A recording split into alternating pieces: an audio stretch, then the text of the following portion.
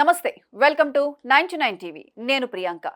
దగదగలాడే డాలర్ల సామ్రాజ్యం, లాటరీ టికెట్ల వెనుక దాగున్న ఒక అదృశ్య హస్తం. ఒకటి కాదు, రెండు కాదు, ఏకంగా 18 సార్లు ఒకే వ్యక్తిని వరించిన అదృష్టం. అసలు ఇది సాధ్యమేనా? యాదృచ్ఛికమా? లేక దీని వెనుక ఏదైనా అంతర్జాతీయ మైండ్ గేమ్ ఉందా? అమెరికాను షేక్ చేస్తున్న ఈ సంచలన mystery global cinematic political thriller మూవీని మరిపిస్తోంది. వివరాలు ఇప్పుడు చూద్దాం.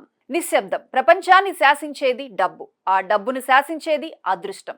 కానీ ఆ అదృష్టాన్నే తన జేబులో వేసుకుని తిరుగుతున్నాడు ఒక వ్యక్తి.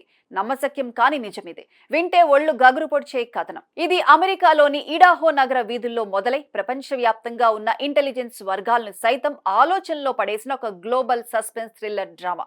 అదృష్టం అనేది జీవితంలో ఒకసారి తలుపు తడుతుంది అంటారు, కానీ ఇతడి విషయంలో అదృష్టం 24 గంటలు అతడి ఇంటి ముందే కాపలా కాస్తోంది. ఒకటి కాదు, రెండు కాదు, ఏకంగా 18 సార్లు $multi-million లాటరీని కొల్లగొట్టాడు ఒకే ఒక్కడు. అసలు ఎవరి రాబర్ట్ బెవాన్? అతడి వెనుక ఉన్న ఆ అదృశ్య శక్తి ఏంటి? పెంటగాన్ సైతం ఛేదించలేని ఆ అదృష్టం వెనుక ఉన్న అసలు రహస్యమేంటి అన్న ఉత్కంఠ తారాస్థాయికి చేరుకుంది. అమెరికా సంయుక్త రాష్ట్రాలు ప్రపంచ ఆర్థిక వ్యవస్థకు గుండెకాయ. అక్కడ నిమిషానికి కోట్ల డాలర్లు చేతులు మారుతుంటాయి. ఇడాహో లాటరీ కార్యాలయం ఆ రోజు ఉదయం ఎప్పటిలాగే సాధారణంగానే ఉంది. కానీ ఒక్కసారిగా ఆఫీస్లోని కంప్యూటర్ స్క్రీన్లు అన్ని బ్లింక్ అవ్వటం మొదలయ్యాయి. $1 million కింగ్ స్క్రాచ్ గేమ్ విజేత ఎవరా అని అధికారులు డేటాను స్కాన్ చేశారు.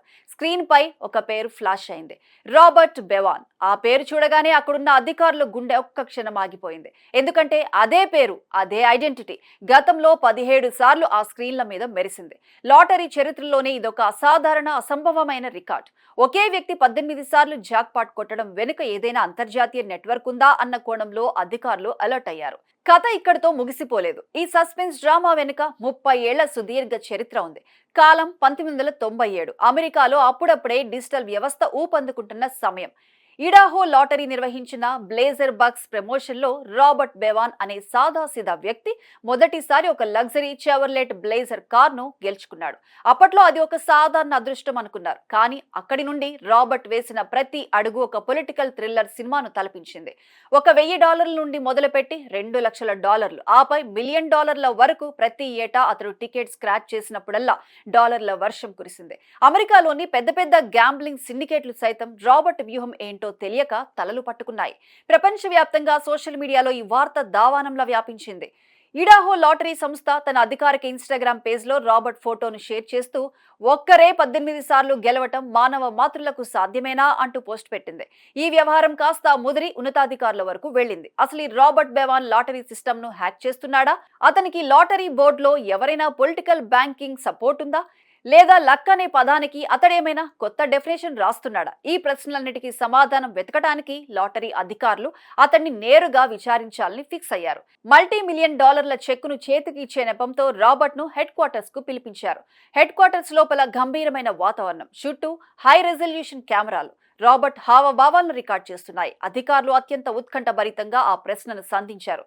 మిస్టర్ రాబర్ట్, మీ ఈ వరుస విజయాల వెనుక ఉన్న ఆ అగమ్య గోచర రహస్యమేంటి? మీరు వాడుతున్న ఆ సీక్రెట్ కోడ్ ఏంటి? ఆ ప్రశ్న వినగానే రాబర్ట్ ముఖంలో ఎలాంటి భయం లేదు.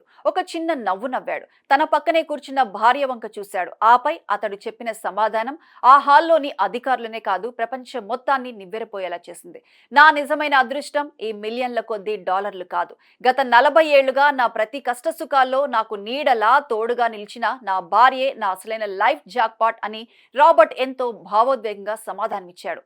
ఈ పొలిటికల్ థ్రిల్లర్ కాస్త ఒక్కసారిగా గ్లోబల్ ఎమోషనల్ డ్రామాగా మారిపోయింది. లాటరీ అనేది ప్రపంచంలో ఎంతో మందిని వ్యసనంగా మార్చి కుటుంబాలను రోడ్డున పడేసింది. ఎంతో మంది నల్లధనాన్ని తెల్లధనంగా మార్చుకోవడానికి ఈ లాటరీ మార్గాలను వాడుకుంటారు. కానీ రాబర్ట్ దంపతులు మాత్రం దీనిని ఒక వినోదంగా, కేవలం ఒక వ్యాపకంగా మాత్రమే చూశారు. గత 40 ఏళ్లుగా ఈ దంపతులు సరదాగా కలిసి నడుచుకుంటూ వెళ్తూ లాటరీ టికెట్లు కొనడాన్ని ఒక అలవాటుగా మార్చుకున్నారు. గెలిచిన డబ్బు జీవితానికి అవసరమే కావచ్చు, కానీ అదే జీవిత పరమార్థం కాదని ఈ దంపతులు నిరూపించారు.